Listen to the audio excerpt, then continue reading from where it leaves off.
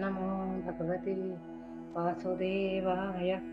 ഓം ശ്രീ ഗുരുവായൂരപ്പാ ശരണം.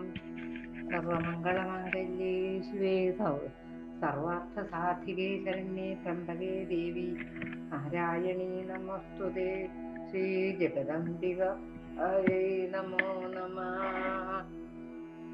ഇനി 15-ാമത്തെ അധ്യായത്തില് ആദിത്യന്റെ ഗതിയാണ് വർണ്ണിക്കുന്നത്. ചോദിക്കുകയാണ്, അല്ലയോ നാരദ, ഇനി ഞാൻ സൂര്യന്റെ ഗതിയെ പറ്റി പറഞ്ഞു തരാം. നാരദർക്ക് പറഞ്ഞു കൊടുക്കുകയാണ്. ഗ്രഹങ്ങൾക്കെല്ലാം ഓരോ സ്ഥാനമുണ്ട്. നിങ്ങൾക്ക് എല്ലാത്തിനും ഓരോ സ്ഥാനം ഉണ്ടല്ലോ. വടക്ക് ഐരാവതം, തെക്ക് വൈശ്വാനരം, മധ്യത്തില് ജാരഗവം പ്രകാരം 3 സ്ഥാനങ്ങളിലാണ് ഗ്രഹങ്ങൾ സ്ഥിതി ചെയ്യുന്നത്.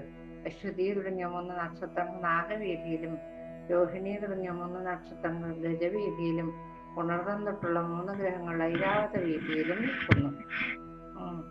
പിന്നീട് മകം, പൂരം, ഉത്രം എന്നീ നക്ഷത്രങ്ങൾ ആർഷഭത്തിലും, അത്തം, ചിത്ര, ചോതി ഗ്രഹങ്ങൾ ഗോവീതിയിലും, വിശാഖമനിടം, തൃക്കേട്ട, ജാരഗവത്തിലും ഇത് മധ്യത്തിൽ നിൽക്കുന്നു. ഇത് മൂലം, പൂരാടം, ഉത്രാടം എന്നീ നക്ഷത്രങ്ങൾ അജവീതിയിലും, തിരുവോണം തൊട്ട് 3 നക്ഷത്രങ്ങൾ മൃഗവീതിയിലുമാണ് നിൽക്കുന്നത്. ഓരോരുട്ടാതിയാണെങ്കിലോ അത് തുടങ്ങി പോരുട്ടാതി, ഉത്രട്ടാതി, രേവതി 3 നക്ഷത്രങ്ങൾ വൈശ്വാനര വീതിയിലുമാണ്. ഈ 3 വീതിയും കൂടി ചേർന്നാൽ ദക്ഷിണായനം എന്ന് പറയുന്നു. എത്ര ഭംഗിയായിട്ട് പറഞ്ഞു കൊടുക്കുന്നു നോക്കിക്കോ. ഉത്തരായനത്തിൽ സൂര്യന്റെ തേരിന്റെ ഗതി പതുക്കെയാകുമ്പോൾ പകൽ കൂടിയും രാത്രി കുറഞ്ഞും ഇരിക്കും. ഇപ്പൊ ഉത്തരായണാണ്. ഇതിന് സൗമ്യായനം എന്നാണ് പറയുന്നത്. ദക്ഷിണായനമാക്കുമ്പോൾ തേരിന്റെ ഗതി വേഗം കൂടുന്നു. പകൽ കുറഞ്ഞ് രാത്രി അധികമായും സംഭവിക്കുന്നു. അങ്ങനെയാണ്. വിഷുവത്തിൽ സൂര്യൻ മധ്യത്തിലാകുമ്പോൾ രാത്രിയും പകലും സമമാകും. അതായത് മേടം മാസം 1, തുലാമാസം 1 അങ്ങനെയുള്ള സമയത്താണ് ഈ സൂര്യൻ മധ്യത്തിലാവുക.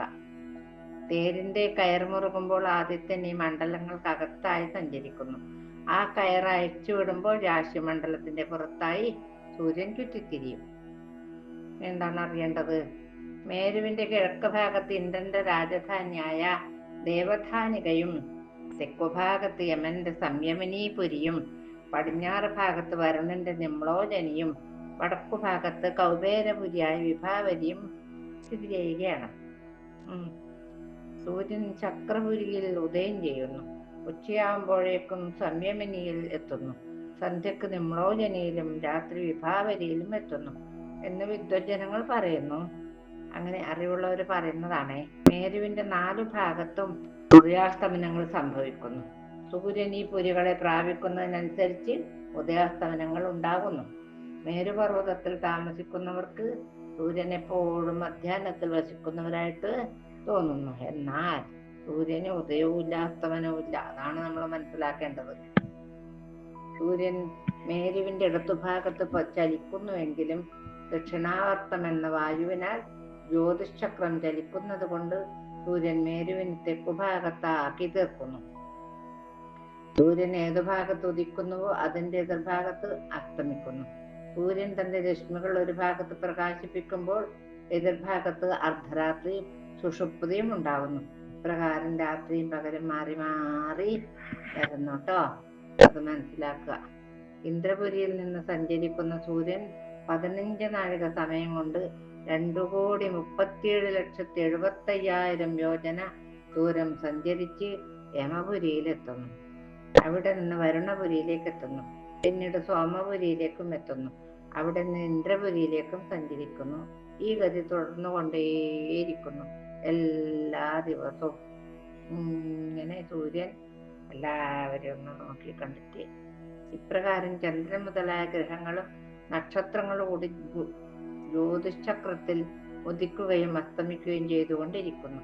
ഇപ്രകാരം സൂര്യരഥം ഒരു മുഹൂർത്തത്തിൽ 34,800,000 യോജന ദൂരം സഞ്ചരിച്ച് ക്രമത്തിൽ 4 പുരിയിലൂടെയും കടന്നു പോകുന്നു. പക്ഷഭേദമില്ലാതെ എല്ലാവരെയും കണ്ട് കുശലം പറഞ്ഞിട്ടാണ് സൂര്യൻ പോകുന്നത്. സൂര്യന്റെ തേരിനാണ് ഒരു ചക്രമേ ഉള്ളൂ കേട്ടോ. അത് മനസ്സിലാക്കുക. ഒരു ചക്രം. അതിനെ ശ്രേഷ്ഠന്മാർ സമ്പത്സര സ്വരൂപം എന്ന് പറയുന്നു.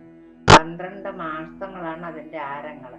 6 ഋതുക്കളുണ്ട്, അത് അതിന്റെ നേമികൾ. 3 ചാതുർമാസങ്ങളാണ് ചക്രത്തിന്റെ നാഭികൾ. ചക്രത്തിന്റെ അച്ചുതണ്ടിന്റെ ഒരറ്റം മേരുപർവ്വതത്തിന്റെ മുകളിലും മറ്റേ അറ്റം മാനസോത്തര പർവ്വതത്തിലും കോർക്കപ്പെട്ട് എള്ളാട്ടുന്ന ചക്ക് പോലെ തിരിയുന്നു.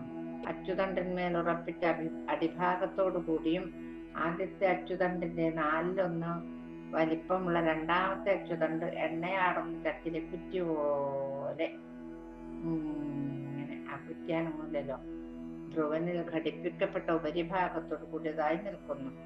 ആ കാളിങ്ങനെ നടക്കുന്നല്ല, കുറ്റിയാനൊന്നുമില്ലല്ലോ, ആ കുറ്റി പോലെ. ആദ്യത്തെ അച്ചുതണ്ടിന്റെ വലിപ്പം 1,57,00,000 യോജനയാണെങ്കിൽ രണ്ടാമത്തെ അച്ചുതണ്ടിന്റെ വലിപ്പം 39,37,500 യോജനയാണ്. മനസ്സിലാക്കുക. അറിവുള്ളവരും തലയിൽ ഇതെല്ലാം സേവ് ചെയ്ത് വെക്കാൻ പറ്റുമെങ്കിൽ നല്ലത്. പേരിന്റെ നീളം 36,00,000 യോജനവും വീതി 9,00,000 യോജനയുമാണ്. അതിൽ അരുണൻ, ഗായത്രി തുടങ്ങിയ 7 ഛന്ദസ്സുകളെ കുതിരകളാക്കി സാരഥ്യം വഹിക്കുകയും ചെയ്യുന്നു. അരുണൻ സൂര്യൻ അഭിമുഖമായാണ് തെളിക്കുന്നത്. കുതിരകൾ ഛന്തോമയങ്ങളായതുകൊണ്ട് പിന്തിരിഞ്ഞിരുന്നാലും സാരമില്ല. അരുണൻ മുമ്പോട്ടല്ല നോക്കുന്നത്, സൂര്യനെ നോക്കിക്കൊണ്ടാണെന്നാണ് പറയുന്നത്. സൂര്യന് മുമ്പിൽ അഭിമുഖനായിരുന്നു കൊണ്ട് പെരുവിരൽ വലിപ്പമുള്ള ബാലകില്ല ഋഷിമാർ വേദസൂക്തങ്ങൾ കൊണ്ട് ഭഗവാൻ സൂര്യനെ തുതിച്ചുകൊണ്ട് സഞ്ചരിക്കുന്നു. അവരും ഉണ്ട് കൂടെ തന്നെ. അവരെ കൂടാതെ ഋഷികളുണ്ട്, ഗന്ധർവന്മാർ, അപ്സരസ്സുകളുണ്ട്, നാഗങ്ങളുണ്ട്, യക്ഷന്മാരുണ്ട്, ബ്രാഹ്മണികളുണ്ട്, രാക്ഷസന്മാർ തുടങ്ങിയ 7 ഗണങ്ങളും ഉണ്ട്. ഓരോ ഗണത്തിലും ഈ 2 പേരുണ്ട്. മാസം തോറും അവർ മാറി മാറി വരും. പല നാമങ്ങളോടുകൂടി ഇവർ പലവിധ കർമ്മങ്ങൾ നടത്തുന്ന അന്തരാത്മാവായ സൂര്യന് വെവ്വേറെ കർമ്മങ്ങൾ കൊണ്ട് ഉപാസിക്കുകയാണ്. ഇവരെല്ലാവരും 7 നിന്ന് സൂര്യനെ വാഴ്ത്തുന്നു കേട്ടോ. ഭൂവലയത്തിന്റെ ആകെ ചുറ്റളവ് 950 ലക്ഷം യോജനയാണ്. സൂര്യൻ ഒരു ക്ഷണനേരം കൊണ്ട് 2000 യോജനയും 2 കോശവും ദൂരം സഞ്ചരിക്കുന്നു. പ്രകാരം സൂര്യഗതിയെ ശ്രീനാരായണ മഹർഷി ദേവഋഷി നാരദന് പറഞ്ഞു കൊടുത്തു. ആര് പറഞ്ഞു കൊടുത്തത്? ശ്രീനാരായണല്ല, നരനാരായണന്മാരില് ആ നാരായണ മഹർഷി ആർക്ക്? ദേവർഷിക്ക് പറഞ്ഞു കൊടുത്തു. ഇങ്ങനെ പറഞ്ഞു കൊടുത്ത് സൂര്യന്റെ ഗതിവിഗതികൾ എന്നുള്ള 15-ാം അധ്യായം ഭഗവത്പാദങ്ങൾ സമർപ്പിച്ചു നമ്മൾ. ഇനി നമുക്ക് സൂര്യന്റെ മാത്രം നോക്കിയാൽ പോരല്ലോ, ചന്ദ്രന്റെ നോക്കണ്ടേ? ദേവർഷി, ഇനി ഞാൻ ചന്ദ്രാദി ഗ്രഹങ്ങളുടെ ഗതിയെ പറ്റി പറഞ്ഞു തരാന്ന് പറയണം. സൂര്യഭഗവാൻ മേരുവിനെയും ധ്രുവമണ്ഡലത്തിനെയും പ്രദർശനം ചെയ്തുകൊണ്ട് രാശികൾക്ക് അഭിമുഖമായിട്ട് സഞ്ചരിക്കുകയാണ്. ആ സഞ്ചാരം അപ്രദർശനമായിട്ടാണ്. മൺപാത്രമുണ്ടാക്കുന്നതിന്റെ ചക്രം ചുറ്റിത്തിരിയുന്ന സമയത്ത് ആ ചക്രത്തിലിരിക്കുന്ന പ്രാണിക്ക് 2 തരം ഗതി ഉണ്ടാകും. ചക്രത്തിന്റെ സ്വാഭാവിക ഗതിയും പ്രാണിയുടെ സ്വതന്ത്ര ഗതിയും. ഇതുപോലെ നക്ഷത്രരാശികളോട് ചേർന്നിരിക്കുന്ന കാലചക്രം ഉണ്ടല്ലോ, അത് ധ്രുവനെയും മേരുപർവ്വത്തെയും ചുറ്റിത്തിരിയുന്ന സമയത്ത് ചക്രത്തെ ആശ്രയിച്ച സൂര്യാദി ഗ്രഹങ്ങൾക്കും ചക്രത്തിന്റെ ഗതിയും സ്വതന്ത്ര ഗതിയുമായി 2 ഗതികൾ സംഭവിക്കുമല്ലോ. ഈ കാണപ്പെടുന്ന ആദിത്യൻ ഭഗവാൻ തന്നെയാണ്. ലോകക്ഷേമത്തിനും വേദത്തിൽ പറഞ്ഞ കർമ്മങ്ങൾക്കും പരിശുദ്ധിക്കും വേണ്ടി ആത്മസ്വരൂപത്തെ 12 വിഭജിച്ച് സൂര്യസ്വരൂപനായിരിക്കുന്നു. വസന്തം മുതലായ 6 ഋതുക്കളിൽ ലോകസുഖത്തിനായി കർമ്മവേഗമനുസരിച്ച് ശീതം, ഉഷ്ണം മുതലായ അനുഭവങ്ങളെ ഉണ്ടാക്കുന്നു. ഈ ലോകത്തിലെ ജനങ്ങൾ ഗായത്രി തുടങ്ങിയ മന്ത്രം കൊണ്ട് സൂര്യദേവനെ ധ്യാനിച്ച് ശ്രേയസിനെ പ്രാപിക്കുന്നു എന്ന് മനസ്സിലാക്കുക. ലോകങ്ങളുടെ അന്തരാത്മാവായ സൂര്യൻ സർവലോകത്തിന്റെയും ഭൂലോകത്തിന്റെയും മധ്യത്തിലുള്ള ആകാശ വലയ മധ്യത്തിൽ കാലചക്രത്തിൽ കൂടി സഞ്ചരിച്ച് സംവത്സരത്തിന്റെ അവയവങ്ങളും രാശികൾ എന്ന് വിശേഷ നാമങ്ങളുള്ള 12 മാസങ്ങളെ ചന്ദ്രനെ അവലംബിച്ച് പറയുമ്പോൾ കറുത്ത പക്ഷവും വെളുത്ത പക്ഷവും ചേർന്നതാണ് ഒരു മാസം. ഒരു സംവത്സരത്തിന്റെ 1/6 ഭാഗത്തെ ഭുജിക്കുവാനുള്ള സമയത്തെ ഒരു ഋതു എന്ന് പറയുന്നു. ഒരു സംവത്സരത്തിന്റെ അവയവങ്ങളായ 6 ഋതുക്കളെ കൽപ്പിച്ചിരിക്കുകയാണ്. ഈ 2 മാസം കൂടുന്ന ഒരു ഋതു. ആകാശമാർഗത്തിൽ അർദ്ധഭാഗം സഞ്ചരിക്കുവാനുള്ള കാലം എത്ര വേണ്ടിവരുമോ അത് നയനം എന്നാണ് പറയുന്നത്. സൂര്യൻ നഭോമണ്ഡലത്തെ മുഴുവൻ ചുറ്റി സഞ്ചരിച്ചു കഴിയുമ്പോൾ ആ കാലത്തിന് ഒരു സംവത്സരം, പരിവത്സരം, ഉടാവത്സരം, അനുവത്സരം, വത്സരം എന്ന നാമധേയത്തെ ജ്ഞാനികൾ നിശ്ചയിച്ചിരിക്കുന്നുണ്ട് കേട്ടോ. അറിയാതിരിക്കണ്ട. ശുക്ലപക്ഷ പ്രഥമ ദിവസം സംക്രാന്തി വരുന്ന കാലത്തിൽ സൗരമാസവും ചന്ദ്രമാസവും ഓരോ ദിവസം തുടങ്ങുകയായി. ആ വർഷത്തിന് സംവത്സരം എന്ന പേര്. അതിനാൽ സൗരമാസങ്ങളിൽ 6 ദിവസം അധികമായും ചന്ദ്രമാസത്തിൽ 6 ദിവസം കുറഞ്ഞും ഇരിക്കും. അപ്പോൾ 12 ദിവസത്തിന്റെ വ്യത്യാസം ഉണ്ടാകുന്നു. ഇപ്രകാരം 5 കൊല്ലം കഴിയുമ്പോൾ 60 ദിവസത്തെ വ്യത്യാസം വരും. ഭംഗിയായിട്ടാണ് പറഞ്ഞു തരുന്നത്. നോക്കിപ്പോ, സൂര്യമണ്ഡലത്തിൽ നിന്ന് 1,00,000 യോജന ഉയരത്തിലാണ് ചന്ദ്രൻ സഞ്ചരിച്ചു കൊണ്ടിരിക്കുന്നത്. സൂര്യന്റെ സംവത്സര ഭുക്തിയെ ചന്ദ്രൻ 2 പക്ഷം കൊണ്ടും സൂര്യന്റെ മാസഭുക്തിയെ 2.25 ദിവസം കൊണ്ടും സൂര്യന്റെ ഒരു പക്ഷഗതിയെ 1 ദിവസം കൊണ്ടും ചന്ദ്രൻ മുമ്പേ അതിവേഗത്തിൽ സഞ്ചരിച്ചുകൊണ്ട് അനുഭവിക്കുകയാണ്. വെളുത്ത പക്ഷത്തിൽ വർദ്ധിച്ചു വരുന്ന കലകളെ കൊണ്ട് പിതൃക്കൾക്ക് പകലിനെയും രാത്രിയെയും ഉണ്ടാക്കുന്നു. ചന്ദ്രൻ എല്ലാ ജീവസമൂഹങ്ങൾക്കും പ്രാണനായി ചരിക്കുന്നു. ഓരോ നക്ഷത്രത്തെ ചന്ദ്രൻ 30 മുഹൂർത്തം കൊണ്ട് അനുഭവിക്കുന്നു. 16 കലകളോടുകൂടിയ ചന്ദ്രൻ ഭഗവാന്റെ മനോമയ രൂപമാണ്. അതിനാൽ ചന്ദ്രനെ മനോമയൻ, അന്നമയൻ, അമൃതമയൻ എന്നും ദേവന്മാർ, പിതൃക്കൾ, മനുഷ്യൻ, ഭൂതങ്ങൾ, പശുക്കള്, ഇടജന്തുക്കള്, വൃക്ഷലതാദികൾ എന്നിവയുടെ പ്രാണസംതൃപ്തിയെ ഉണ്ടാക്കുന്നതിനാൽ സർവമയൻ എന്നും പറയുന്നു. എന്താ പേര് ചന്ദ്രന്? മനോമയൻ, അന്നമയൻ, അമൃതമയൻ, സർവമയൻ. ഇത്രയും പേരുണ്ട്. ചന്ദ്രനിൽ നിന്ന് 3,00,000 യോജന ഉയരത്തിലാണ് അശ്വതി അഭിജിത്തോടുകൂടി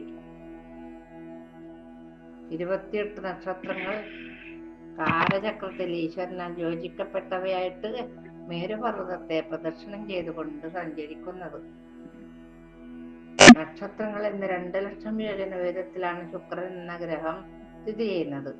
സൂര്യന്റെ ശീഘ്രവും മന്ദവുമായ ഗതിക്കനുസരിച്ച് സൂര്യന് മുന്നിലും പിന്നിലുമായി ശുക്രൻ സഞ്ചരിക്കുന്നു കേട്ടോ. ശുക്രൻ പ്രായേണ ലോകത്തിന് ശുഭമുണ്ടാക്കുന്ന ഗ്രഹമാണ്. ശുക്രന്റെ സഞ്ചാരം കൊണ്ടാണ് മഴയുണ്ടാകുന്നത്. വർഷത്തെ തുറക്കുന്ന ഗ്രഹങ്ങളെല്ലാം ഉപശമിപ്പിക്കാനുള്ള ശക്തി ശുക്രനുണ്ടെന്ന് പറയപ്പെടുന്നു. ശുക്രന്റെ 2,00,000 യോജന മുകളിലാണ് ബുധന്റെ സഞ്ചാരമാർഗം. സാമാന്യമായി ശുഭഫലത്തെ ഉണ്ടാക്കുന്നതാണ് ബുധൻ. സൂര്യനിൽ നിന്ന് അകന്നു നിൽക്കുമ്പോൾ ബുധൻ കൊടുങ്കാറ്റ് തുടങ്ങിയ അശുഭങ്ങളെ ഉണ്ടാക്കുന്നു. ബുധന് മുകളിൽ 2,00,000 യോജന ഉയരത്തിലാണ് ചൊവ്വാഗ്രഹം സഞ്ചരിക്കുന്നത്. ചൊവ്വ പ്രായേണ അശുഭഗ്രഹമാണ് കേട്ടോ, അത് മനസ്സിലാക്കുക. ചൊവ്വയിൽ നിന്ന് 2,00,000 യോജന ഉയരത്തിലാണ് വ്യാഴത്തിന്റെ സ്ഥാനം. വക്രഗതി ഇല്ലെങ്കിൽ 1 കൊല്ലം കൊണ്ട് ഒരു രാശി അതിക്രമിക്കും വ്യാഴം. പ്രായേണ ബ്രഹ്മജ്ഞർക്ക് അനുകൂലിയാണ് ഈ വ്യാഴം. വ്യാഴത്തിൽ നിന്ന് 2,00,000 യോജന ഉയരത്തിലാണ് ശനി എന്ന ഗ്രഹത്തിന്റെ നില. ഓരോ രാശിയിലും 30 മാസം സഞ്ചരിക്കുന്നവനായി 30 കൊല്ലം കൊണ്ട് 12 രാശികളെയും കടക്കുന്നു ശനി. പ്രായേണ എല്ലാവർക്കും അമംഗളകാരിയായ ഗ്രഹമാണ് ശനി, നല്ലതല്ല. ശനിയുടെ 11,00,000 യോജന ഉയരത്തിലാണ് സപ്തർഷി മണ്ഡലം സ്ഥിതി ചെയ്യുന്നത്. സപ്തർഷികൾ ലോകത്തിന് ക്ഷേമത്തെ പ്രാർത്ഥിച്ചുകൊണ്ട് വിഷ്ണു ഭഗവാന്റെ പരമപദമായ ധ്രുവപദത്തെ പ്രദർശനം ചെയ്തുകൊണ്ടിരിക്കുകയാണ്. ആര്? സപ്തർഷികൾ ലോകമംഗളത്തിന് വേണ്ടിയിട്ട്. ഇതാണ് നമ്മൾ മനസ്സിലാക്കേണ്ടത്. ഇന്നത്തെ ഭാഗം ഇത്രയും പറഞ്ഞുകൊണ്ട് ദേവന്മാരുടെ പാദപത്മങ്ങളെ സമർപ്പിച്ച് കായേന വാചാ മനസേന്ദ്രിയർവാ ബുദ്ധ്യാത്മനാ വാ പ്രകൃതി സ്വഭാവത് കരോമി യദ്യൽ സകലം പരസ്മൈ നാരായണായേതി സമർപ്പയാമി.